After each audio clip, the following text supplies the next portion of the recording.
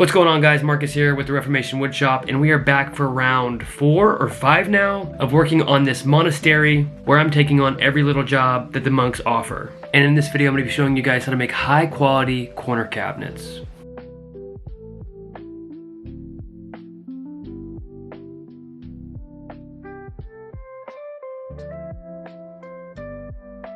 So straight out the gate, the first thing I do is cut out the decks for my corner cabinets. I'm cutting these at 20 inches by 20 inches, and each cabinet will have 3 decks. One for the top, one for the bottom, and one for a shelf at about eyesight height. I did a little mock-up in 1/4 inch just to give myself a template for how I would cut these, that way they all are identical. You're gonna make 2 cuts on your 20 by 20 square. Both will be 45 degrees. One cut will be the tail end, and it'll take about 4 inches of material away. And the other front cut will take a more substantial amount of material away, and it'll leave your sides at 11 inches each. You can safely make these cuts on the miter saw, but you will have to flip your board over. If you're not a fan of that, you can always use a circular saw. After all of my cuts are made, on the faces that'll attach to the side of the cabinets, I'm adding pocket holes to those because that's the fastener of choice I decided to go with. After that, it was time to rip all of the vertical sides, and I'm using alder plywood here because I'm making this a stain grade cabinet set.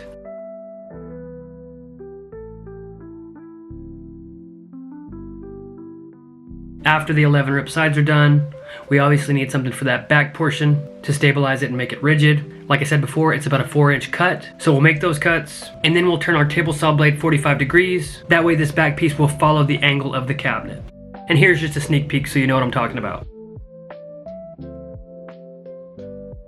After I've ripped all my plywood body material, I'm moving on to the hardwoods for the face frame. And that's just gonna be some alder that I rip at 2 3/4 inches. All of my vertical pieces need to be cut at 80 inches because this is going to be an 80-inch cabinet, so I set up my miter saw for some batch cutting. Probably one of the finer details that goes into this project is cutting the face frame so that it flows into the side of the cabinet. While your table saw blade is at 45 degrees, you'll take and cut about 3/4 off of your face piece and then flip it over, readjust your table saw fence, and then adjust it so you can make a nice crisp point out of that face frame piece. That way, it looks sort of like this. With all my cuts made, the next step to do is just put these bad boys together. The first order of business is attaching the top to this cabinet. I am using pocket holes, but I'm using glue and staples also. Glue so they never come apart ever, and staples so they hold in place until that glue sets up.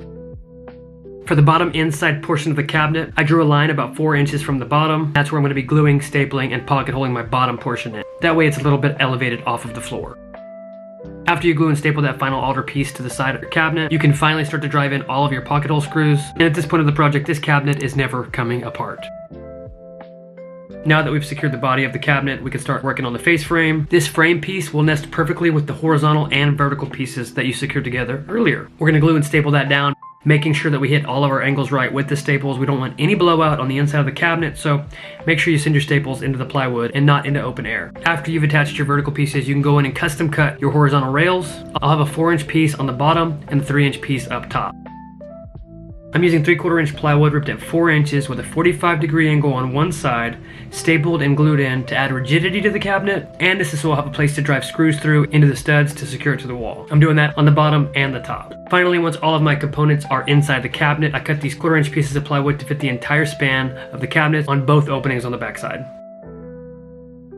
I forgot to record it, but I added the 3rd mid inside to make up the shelf portion. All I did was measure about 12 inches down on all sides to place it in there symmetrically. And then to make it look nice, I just added a piece of alder trim to the front of it. Because I use staples on the face frame and construction of the box, I'm using alder putty to fill all of my nail holes and all the little seams I have, and then I'm going to sand all of that off and make it so that you can't see any fasteners whatsoever. While the glue was setting up and the putty was hardening on my cabinets, it was time to make some very large doors.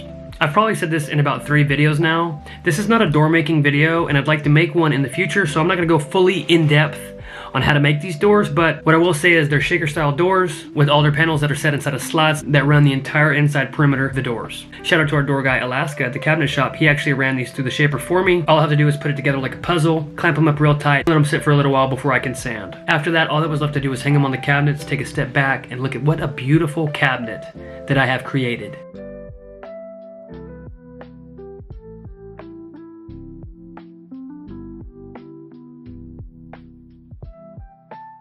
Now I'll just try to safely get them to their brand new home. Somebody in the comment section, please remind me to get a better tripod because this is not the angle that I want seen on my YouTube videos.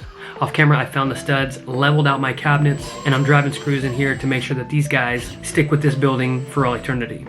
Next time I come out here, I'll trim out the floor, trim out the sides with scribe, and then I'll crown mold the top, add a little lock and key to that area right there on both of them. And then I'm going to clear coat everything that I've made in this room.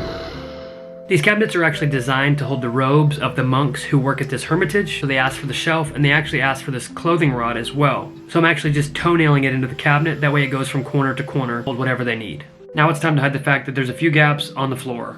I ripped some alder down at about 1/4 of an inch thickness, and I'm using my Cezanne pool saw to cut it to length. Which, if you've never heard of these guys, they're the absolute best when you're in a pinch. I keep this pool saw in my tool bag for when I want to make quick and precise cuts just like these. As you can see, these trim pieces will hide the flaws of this space beautifully.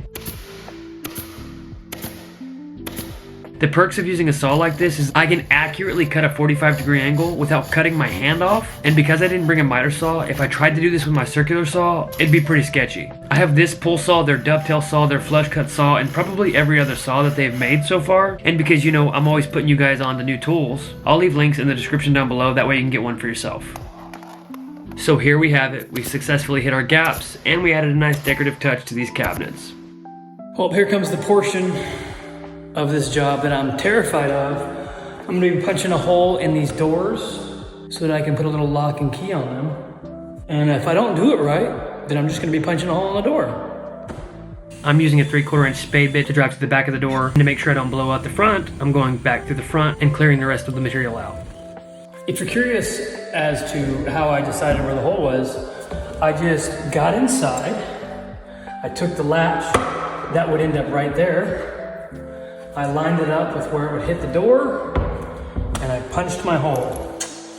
Now let's see if I did it right.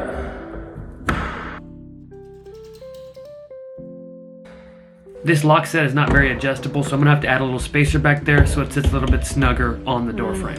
One of the last things to do for this cabinet was to add crown to it. That way it looks like a nice finished cabinet. And I'm just going the easy route and using flat crown, which is just a 3-inch rip with a mitered corner on the front where everything meets nice and tight. And again, I'm using that Cezanne saw to cut off the excess because I didn't bring a miter saw, and I don't want to try to make this look nice with my circular saw. Alright, if you didn't learn anything from this video, this is the one thing that I want you to keep in your brain. Scribe is your friend. If you hang cabinets often, you'll know that most houses, either the drywall or the framing is almost always out. So when you go to set a cabinet, sometimes it just might not look good. So anywhere our cabinet meets the wall, we take this scribe material and use it as a decorative touch to trim out the cabinet and hide any gaps between the cabinet and the wall. Here's a good example of why we scribe the wall, because it is so far out that when we come in and push the scribe up, it looks like everything is flush and built for this wall. These cabinets are like magical Narnia cabinets. They spawn children.